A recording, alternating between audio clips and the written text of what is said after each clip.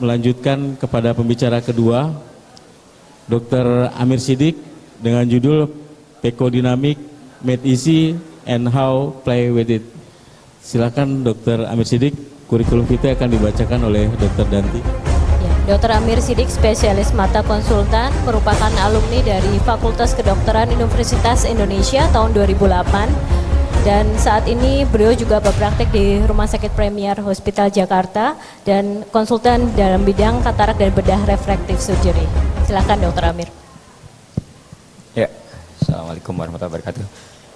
Bismillahirrahmanirrahim. Ya, terlebih dahulu saya ucapkan terima kasih kepada KMU, kepada sejawat-sejawat di Jawa Timur atas terselenggaranya acara ini. Saya kira Peko Dynamic ini topik yang seringkali bikin pusing, tapi sayang kalau kita tidak kuasai, paling nggak kita tahu lah, atau paling nggak kita pernah dengar gitu. Pengalaman saya waktu saya mulai Peko Dynamic ini menjadi momok tersendiri ya, karena kita udah baca berkali-kali pun nggak ngerti gimana cara makainya gitu. Akhirnya saya ambil kesimpulan, ya udah pokoknya main dulu Peko Dynamic, nanti belakangan. Jadi saya kira itu juga yang cara yang paling mudah sebenarnya. Tentunya nanti ada poin-poin yang bisa kita sesuaikan sambil kita jalan operasi. Sekedar mengingatkan kembali bahwa apa sih tujuan kita operasi katarak. Saya melihat operasi katarak ini dari dua point of view. Dari sisi pasien dan dari sisi dokter ya. Buat pasien yang paling penting dari operasi katarak adalah dia bisa ngelihat jelas. Ya, bisa melihat jelas. Peko atau manual itu hanyalah entry point. Mau operasi tekniknya apa? Kalau kita punya Peko, ya kita tawarkan Peko. Kalau kita punya ECC atau SIX atau apapun yang lain, kita tawarkan itu. Tinggal pasien milih mau yang mana, mau yang mana. Dan tidak semua kasus bisa di Peko. Ya, itu yang mesti kita kuasai. Tergantung kasusnya, tergantung kemampuan kita, dan tergantung pasien kooperatif atau tidak untuk teknik yang kita pilih. Selalu kalau kita ketemu masalah, tiga itu yang kita evaluasi. Dokternya bagaimana, pasiennya bagaimana, kasusnya bagaimana. Untuk dokter tentunya yang paling penting adalah operasi yang aman. Peko, ECCE, SIX, apapun. Operasi yang efektif dan efisien, nyaman, dan akhirnya pasien biasanya akan minta untuk mata sebelahnya kalau hasilnya baik dan hubungan dokter pasien terjalin dengan baik. Peko yang ideal,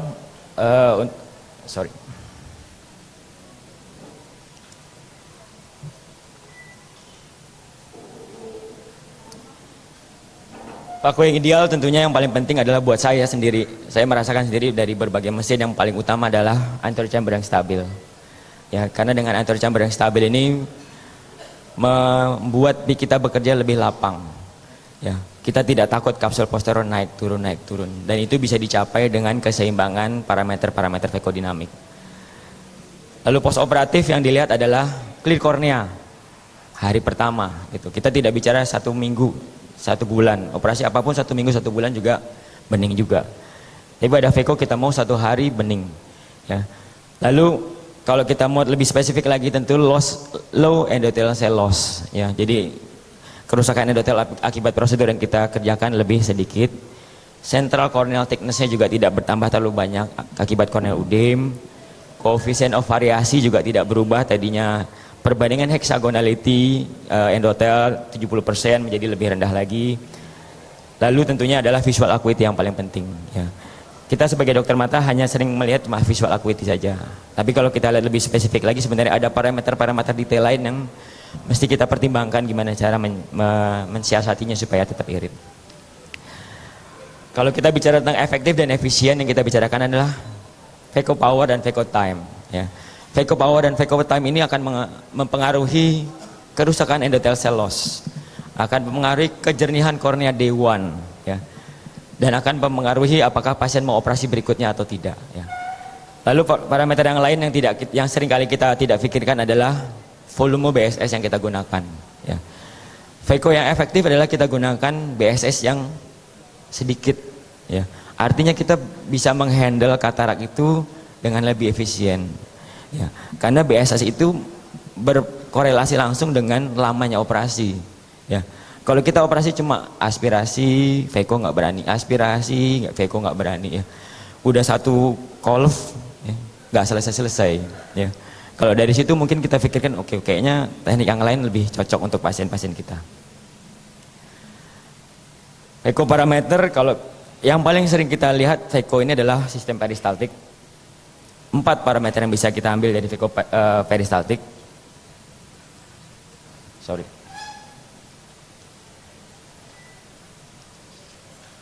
Ya. Kalau dari keempat ini tidak berjalan secara seimbang, tentunya masing-masing roda juga tidak akan berjalan dengan baik. Tinggi botol, ya, aspirasi flow rate, vakum dan ultrasound. Masing-masing ini memberikan keseimbangan yang penting agar Veko berjalan secara aman. Namun yang perlu kita dokter kuasai adalah keseimbangan cairan supaya bilik mata depan tidak kolaps. Dan yang perlu dimainkan hanya 2 pada sistem peristaltik, yaitu aspirasi flow rate dan tinggi botol. Itu saja yang dimainkan.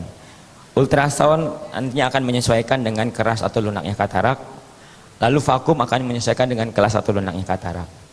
Pada sistem Venturi, beberapa sejawat menganggap sistem Venturi ini kesannya ganas, ya, tidak cocok untuk pemula. Sebenarnya cocok atau tidak cocok tergantung bagaimana kita beradaptasi. Secara parameter dia jauh lebih sederhana. Hanya 3 yang perlu di-setting. Vakum, tinggi botol, dan energi ultrasound. Yang membedakan dari peristaltik, tadi ada aspirasi flow rate. Pada sistem Venturi, aspirasi flow rate ini diambil alih dengan settingan vakum. Ya. Waktu kita men-setting vakum, secara tidak langsung kita juga men-setting aspirasi flow rate. Semakin tinggi vakumnya, semakin tinggi aspirasi flow rate. Semakin rendah vakumnya, semakin rendah flow rate-nya. Jadi agak berbahaya kalau kita apply dari peristaltik langsung di copy paste ke sistem Venturi. Ya. Karena pada sistem peristaltik kita bisa hitung satu-satu. Kalau kita mau flow-nya cepat, aspirasi flow rate dikencengin. Vakum bisa kita setting sendiri. Kalau kita mau holding power-nya tinggi, vakum dinaikin. Pada sistem Venturi tidak begitu. Ya. Kalau kita mau cepat operasi, vakum kita naikkan. Tapi di saat yang bersamaan, secara tidak sengaja kita meningkatkan aspirasi flow rate. Jadi jumlah air yang beredar di COA lebih cepat dibandingkan yang biasa. Cukup kita ambil 10%. Kalau misalnya kita setting vakum 200, aspirasi flow rate sekitar 20. Kalau 300 sekitar 30-an. Ya. Nah, kalau kita tidak bisa mengenali keseimbangan cairan di bilik mata depan, yang terjadi adalah anterior chamber collapse. Bahkan di saat kita baru mulai mau grooving, ya, masuk meskotip, begitu kita injek pedal 2 langsung COA collapse, dan itu bisa terjadi. Nah, pada fluidik saya tampilkan gambar ini karena sebenarnya memang keseimbangan antara 2 orang main jungkat-jungkit. Ya. Yang penting dari fluidik adalah mempertahankan anterior chamber tetap dalam selama prosedur dikerjakan. Interaksi antara irigasi, aspirasi, dan vakum pada sistem Venturi, dan pada sistem peristaltik sebenarnya lebih sederhana lagi, irigasi dan aspirasi flow rate. Tujuannya adalah mencapai anterior chamber yang stabil. Bagaimana kita tahunya anterior chamber yang stabil? Yang paling mudah adalah waktu kita masukkan ke COA. Jadi jangan mulai langsung Veko 3 dulu, pedal 2 dulu, kita lihat COA-nya. Biasanya pupila kalau pupila udah mulai bergerak berarti kita mesti waspada. Aspirasi flow rate masih diapa-apain, tinggi botol masih diapa-apain. Ya. Apa yang dipengaruhi dari fluidik ini adalah turbulensi lensa, turbulensi di dalam COA. Ya. Dan ini akan mempengaruhi operasi yang efektif dan efisien. Karena hitungannya adalah cc per menit. Kalau aspirasi flow rate cc per menit 30, artinya 30 cc per menit di COA. Bayangkan volume 0,2 mili, ya 0,2 mili volume COA kita. Dengan adanya mesin Veko ini bisa bersirkulasi selama 30 cc per menit, jadi sangat kencang sekali. Aspirasi flow rate ini mempengaruhi cairan yang beredar di bilik mata depan. Dia mempengaruhi arus yang beredar di bilik mata depan. Semakin tinggi flow rate, semakin tinggi arus di bilik mata depan. Di saat yang bersamaan, Veko ini adalah closed system. Cuma ada satu lubang keluar, cuma ada satu lubang masuk. sehingga akan terjadi arus yang homogen. Ya. Lubang irigasi dari kanan kiri, lubang aspirasi hanya di tengah. Ya. Sehingga apabila sudah terjadi arus, lensa akan hanya arahnya ke situ-situ aja. Ya. Semakin cepat tentunya lensa akan lebih cepat lagi mengarah ke lubang aspirasi. Sehingga kalau sejawat lakukan Veko sebaiknya jangan dibolak-balik ini. Ya. Karena itu akan merusak flowability, merusak arus di bilik mata depan.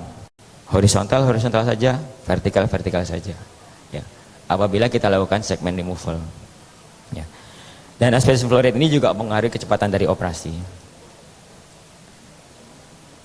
Ini 3 sistem yang kita kenal saat ini. Yang pertama adalah sistem peristaltik. Sistem peristaltik ini cairan dari bilik mata depan yang paling kanan itu bisa disedot ke dalam bak penampungan apabila terjadi jepitan pada selang.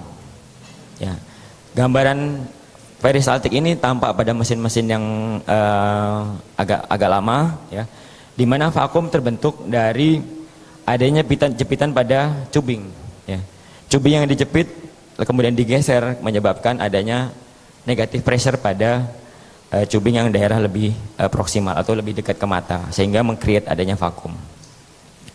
Pada sistem Venturi, aspirasi ini dibentuk dari vakumnya udara pada chamber ya, akibat dari adanya cairan yang dialirkan pada cubing. Ya, jadi muara cubing ini ada bejana berhubungan dengan cubing lain yang dialiri udara tinggi, sehingga menyebabkan vakum pada tubing yang mendekati bola mata.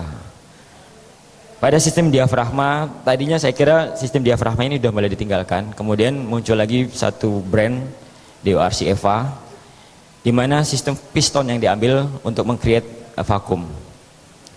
Kita lihat gambar yang di atas, di saat roda piston ini bergerak ke bawah, menekan ke bawah, dia menyebabkan negatif pressure pada bagian atasnya, dan ini, maaf, sorry, menekan di sini ada, dilihat ada,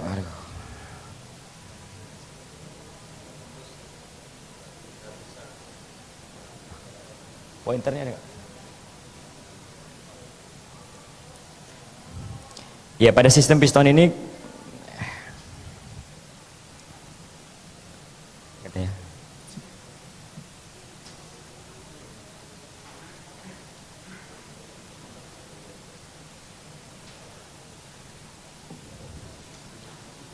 pada sistem piston ini ada 2 klep di sebelah kanan dan kiri, ya. Saat menekan ke bawah, klep yang mengarah keluar terbuka dan klep yang ke arah masuk tertutup. Di saat dia mengarah ke atas, sebaliknya, sehingga meng-create vakum pada selang yang bagian lebih proksimal ke arah mata. Apa yang berbeda dari peristaltik dan sistem Venturi? US power tidak berbeda.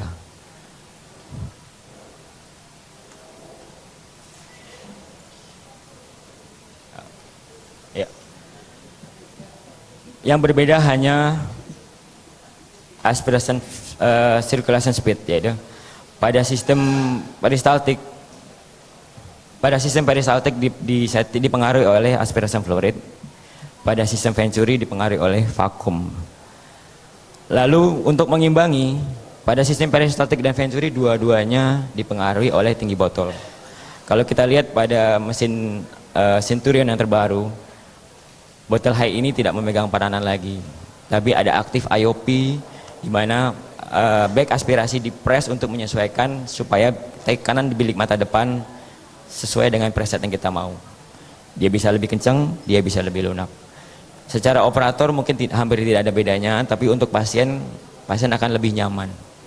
Karena setiap makin tinggi botol, makin tinggi tekanan di bilik mata depan. Ya. Pada aktif IOP pressure control, kalau kita setting 50 mm mercury yang akan terjadi di bilik mata depan. Kenyamanan ini terasa pada kasus-kasus pasien dengan high myop, ya. Tapi pada pasien-pasien lain mungkin bedanya tidak terlalu berbeda bermakna. Lalu jika kita hubungkan dengan holding power, peristaltik dan venturi ini tentunya berhubungan dengan vakum. Kalau sistem peristaltik holding powernya mau tinggi, kita tinggal naikkan aja vakumnya. 400, 500 mau berapa. Ya. Tapi pada sistem venturi agak lebih hati-hati. Karena di satu sisi saat kita naikkan vakum, aspersion flow rate juga akan naik. Yang terjadi adalah surge. Tinggi botol ini dipengaruhi oleh gravitasi. Semakin tinggi botolnya, semakin deras airnya. Dipengaruhi juga oleh cubing, semakin besar cubingnya, semakin deras juga arusnya. Jadi kalau kita lebih seksama, kita lihat kok mesin yang ini kasetnya segini ukuran botol irigasinya, mesin yang ini ada yang lebih besar lagi ya. Kalau sejawat perhatikan, mungkin coba lihat di rumah sakit, sebenarnya kita lebih sering pakai blood set atau infus set sih ya. Kenapa kita tidak pernah pakai infus set? Karena cubingnya kecil ya, jadi kurang deras, makanya kita pilih blood set supaya irigasinya lebih lancar. Bottle height ini juga makin tinggi juga meningkatkan resistensi di bilik mata depan. Setiap peningkatan 15 cm dari tinggi botol meningkatkan TiO 10. Jadi kalau dari 70 kira-kira dari 60 artinya 40 mm merkuri tekanan bilik mata depan. Kalau kita lihat rata-rata kita tinggi botol yang nyaman biasanya VECO main di 100 110. Bilik mata depan itu TiO-nya bisa sampai 70 mm Hg. Sangat tinggi. Ya, sehingga pada pasien-pasien yang matanya besar akan terasa sekali tendangan pada bilik mata depan ya. Kalau sejawat perhatikan waktu Gira baru masuk VECO-tip biasanya pasien pada high map agak loncat sedikit ya. Karena biasanya mereka kaget karena tekanan bola mata tinggi sekali ya. Gimana cara mengatasinya? Salah satunya adalah masuk dalam keadaan pedal 1 supaya bilik mata depan ngembang dulu, begitu udah agak maksimal baru kita masuk full. Cara lain yang lebih elegan adalah bisa kita isi viskoelastik sampai bilik mata depan kebuka lebar, kemudian tinggi botol turun ya, masuk bilik mata depan baru tinggi botol dinaikkan lagi ya, supaya peningkatan TiO tidak terjadi secara tiba-tiba. Range yang kita pakai settingan untuk tinggi botol rata-rata 65 sampai 110, tapi saya lihat beberapa sejawat senang setting 100 saja untuk memudahkan ya, tapi ya harus agak lebih hati-hati pada high myop karena pasien lebih tidak nyaman. Semakin tinggi botol, semakin dalam anterior chamber, memberikan luang yang lebih besar supaya manipulasi di bilik mata depan lebih leluasa. Namun kalau terlalu tinggi tentunya pasien juga kesakitan. Maaf Dokter Aming, waktu 3 menit lagi. Oh, oke. Vakum yang kita lihat dari vakum ini saya selalu tampilkan ini.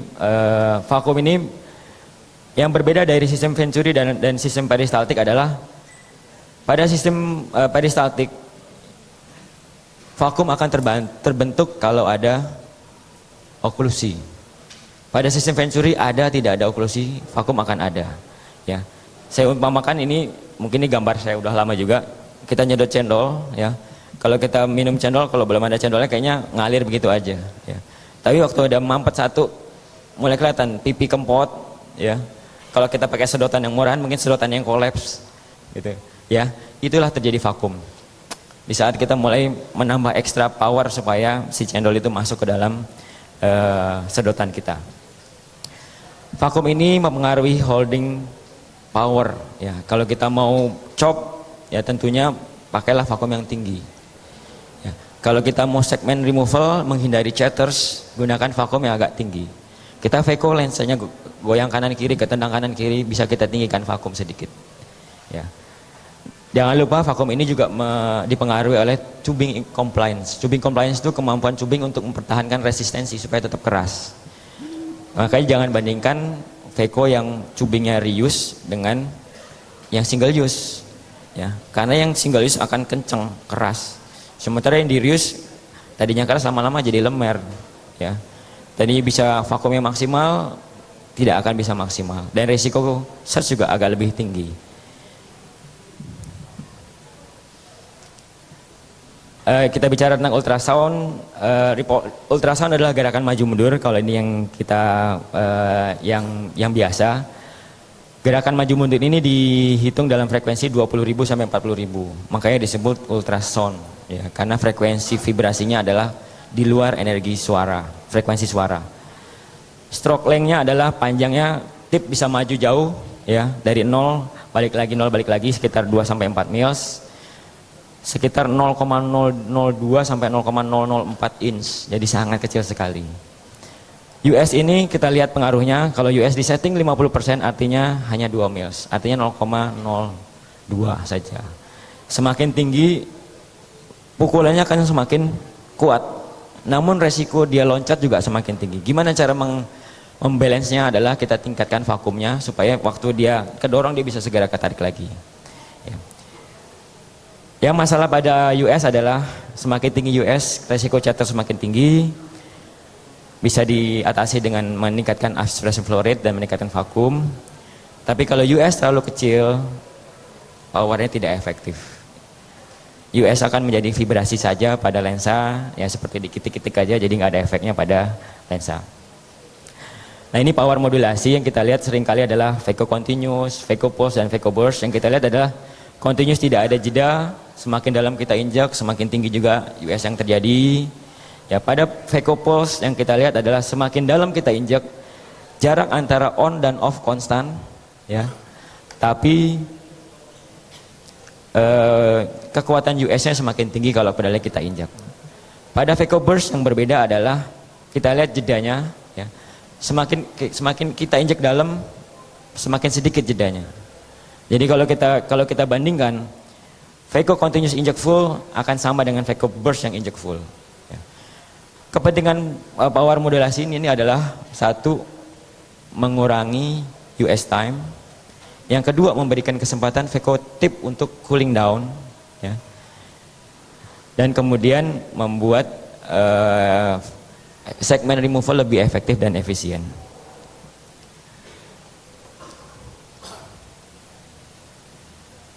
Tiga mesin yang berbeda yang pernah saya gunakan.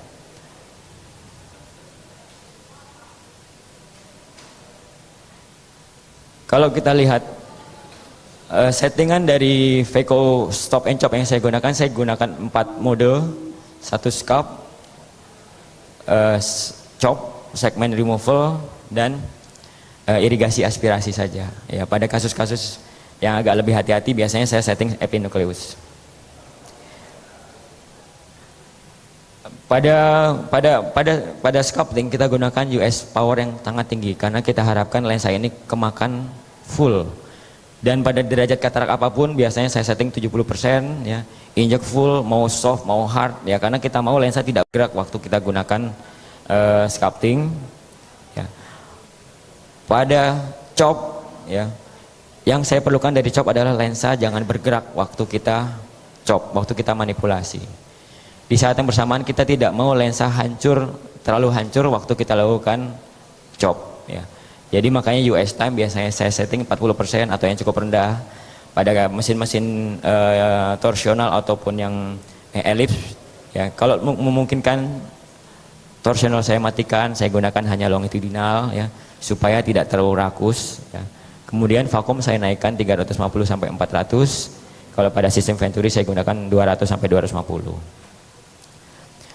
Pada segmen removal tidak terlalu berbeda, hanya pada chop biasanya saya gunakan single burst.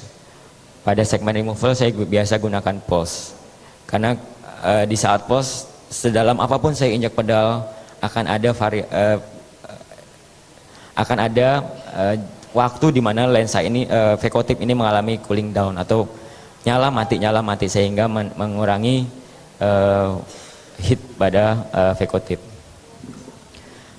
4 mesin yang saya gunakan semuanya efektif pada jenis katarak. Saya tidak gunakan settingan untuk soft begini, untuk hard begini. Saya satu setting, namun semua saya atur dalam linear mode, di mana US time, vakumnya itu dikendalikan oleh kedalaman atau pedal yang kita injak. Ini yang fenomena surge yang terjadi. Pertama kali saya gunakan Venturi pada satu mesin peristaltik yang di-combine. Perhatikan pupilnya. Ya, jadi setiap saya gunakan mesin baru selalu saya gunakan secara hati-hati karena kita nggak tahu apa yang akan terjadi. Lalu saya pindah ke mode chop ya. Mungkin saya ulang. Grooving, vakum biasanya 70 ya. Tidak ada masalah. US time biasanya 70, lensa tidak bergerak ya, anterior chamber steady. Lalu biasanya saya mulai pindah ke chop. Untuk sistem peristaltik biasanya untuk chop saya setting 400 ya. Ya, saya pindahkan mode chop. Nah, itu yang terjadi ya. Jadi saya naikkan vakum tapi saya nggak tinggikan botol. Ya, apa yang kita kerjakan adalah saya turunkan lagi vakumnya. Kalau pada sistem peristaltik 400, pada sistem Venturi saya turunkan 250. Dan operasi bisa berjalan seperti biasa. Untungnya ini terjadi pada saat chop, pada saat saya mau crack lensa masih besar ya. Jadi kalau misalnya terjadi apa-apa masih ada yang bisa menahan Vekotip mencium kapsul posterior. Mengingatkan waktunya, dokter. Oh ya, fine tuning, oke. Fine tuning ini kira-kira mudah saja. Yang paling sering jadi masalah untuk pemula adalah seringkali kita bingung kalau misalnya anterior chamber stabil, apa yang masih dikerjakan. Kalau tinggi botol terlalu dangkal, biasanya naikkan aja botolnya. Ya, kalau botol masih bisa naik, ya dia akan menekan bilik mata depan dalam. Kalau misalnya botol udah mentok, ya nggak bisa diapa-apain lagi, turunkan flow rate. Ya, flow rate yang bermakna kalau kita turunkan dari dia 32 jadi 28 ya. Kalau misalnya 36 jadi 30 ya. Kalau itu udah mentok tinggi botol, kita turunkan pasien eye level ya. Pasien eye level ini bentuknya adalah tempat tidur pasien. Jadi tempat tidur pasien bisa diturunin lagi sehingga bisa mempertinggi jarak antara bottle height dengan mata pasien. Pada anterior chamber yang dalam biasanya tinggi botol saya turunkan, tapi ingat waktu botol turun secara tidak langsung kita mengurangi irigasi ke bilik mata depan. Jadi jangan lupa aspirasi flow rate juga diturunkan supaya tidak tekor istilahnya. Yang keluar banyak tapi yang masuk kita kurangi. Kalau terjadi fluktuasi di anterior chamber, aspirasi flow rate turunkan ya. Tinggi botol juga naikkan. Ini hampir sama pada kasus-kasus di mana anterior chamber terlalu dangkal. Jika terjadi lens chatter, ya lensanya kemana-mana, ya yang bisa kita kerjakan adalah kurangi US energy, ya. Biasanya kalau US lens chatter ini terjadi kalau US power di atas 70%, 80%, ya hampir tidak pernah. Kita bisa naikkan vakum. Ya. Pada kasus-kasus komplikasi, kasus-kasus yang sulit, gunakan low parameter, ya kita bekerja lebih santai, kita bekerja lebih pelan, ya kehati-hatian, ya sambil kita evaluasi. Kalau lensa mulai miring, ya mungkin US power yang bermain lebih banyak dibandingkan kita mainkan fluidik.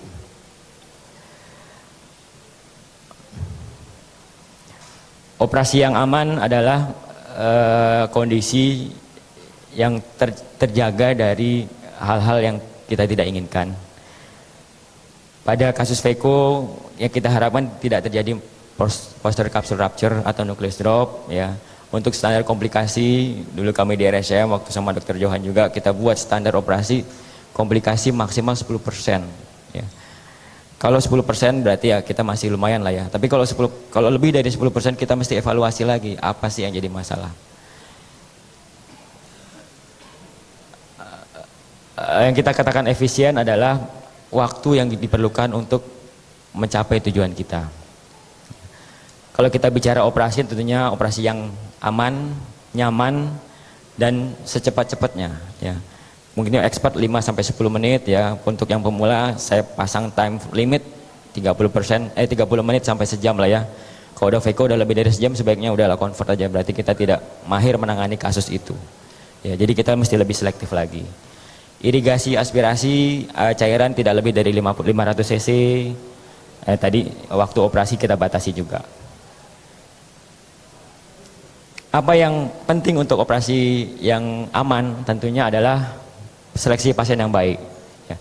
Yang nyaman adalah katarak grade 3 ya, yang agak kuning-kuning makin merah semakin susah dikerjakan untuk beginner. Tapi udah expert semuanya sama aja rasanya. Ya. Pupil dilatasi, adakah kelainan lensa, zonulisis kah, pupil bisa lebar atau tidak, yang akhirnya mempengaruhi persiapan operasi kita.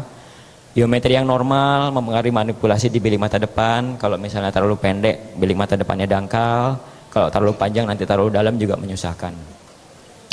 Pasien tidak terlalu tua, tidak terlalu muda. Semakin muda kasus semakin mudah, tapi pasiennya semakin susah, maaf. Karena refleksnya semakin cepat.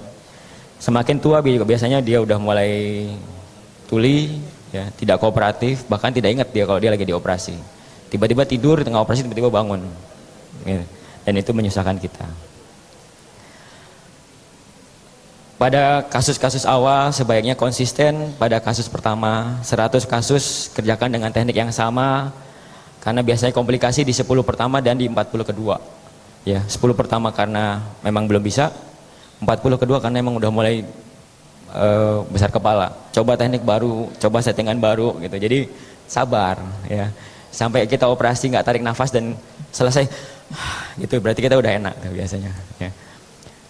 Gunakan standar instrumen yang sama berulang-ulang ya. Jadi pilih, saya mau mirip siapa operasi, saya mau mirip Dokter Johan nih. Oke, lihat alatnya dia apa aja sih gitu ya. Kalau mesin kadang-kadang mahal ya, Dokter Johan pakai ini, kita ikut juga gitu. Waduh, mahal banget padahal kita udah beli gitu. Jadi ya mungkin itu bisa kita kesampingkan. Pilih mesin Veko yang bisa kita harapkan ya. Kita harapkan dalam arti mesinnya nyaman. Kalau kita ada masalah, teknisi mudah dipanggil. Kalau misalnya perlu perbaikan juga tidak nunggu lama. Ya. Dan lakukan kalibrasi berkala. Kita perlu perawat yang mahir, ya, yang cuma tidak ngasih alat, tapi juga dia lihat operasinya, dia lihat kebiasaan kita pakai alat apa. Karena operasi tidak selalu berlangsung 1, 2, 3, 4. Ya. Kadang-kadang 1, 2, 3, 2, 3, 3 ya. Dan perawat itu mesti terbiasa mengadjust dengan kebiasaan kita. Lalu buat limit waktu ya 30 menit atau 60 menit, kalau nggak terselesaikan convert ke manual. Take home message saya kira adalah hati-hati memilih kasus ya, kenali mesin Anda, kuasai satu teknik paling tidak ya. Kemudian masing-masing mesin akan punya master setting, dan master setting ini yang masing-masing orang saya turun, kayaknya US-nya kurang, ya ini mesti naikin. Kayaknya yang ini AFR flow rate-nya ketinggian, turunin sedikit. Nah itu yang mesti kita ketahui. Teknik modifikasi dan penyesuaian akan kita bisa lakukan pada 100 kasus berikutnya. Ya. Kayaknya yang ini US-nya terlalu boros deh, saya mau teknik yang ini deh gitu. Ya. Tapi sebaiknya setelah kita mapan dengan satu teknik yang udah kita pilih. Dan yang tentunya kita mau operasi ini jadi mainan aja buat kita ya. Jadi nyaman, operasi, dan kita bisa nikmati. Untuk beginner sebaiknya janganlah mulai Veko sendirian ya. Mintalah sejawat untuk menemani ya. Sejawat yang pasti sekitaran kita pasti bisa ya. Dokter Imam siap sedia membantu kalau diperlukan ya. Jadi karena waktu kita velo perawatnya siap ya. Operator pun siap membackup ya. Waktu kita sendiri asisten kita aja nggak tahu ini kita lagi ngapain gitu ya. Ya bingung dia juga ya. Jadi beberapa kasus minta bantuan SPM lain yang sudah mapan Vekonya untuk membantu men-setting ya. Kemudian menenangkan kita ya, bahwa kalau ada apa-apa beliau siap sedia untuk membantu. Terima kasih, saya kira. Assalamualaikum warahmatullahi wabarakatuh.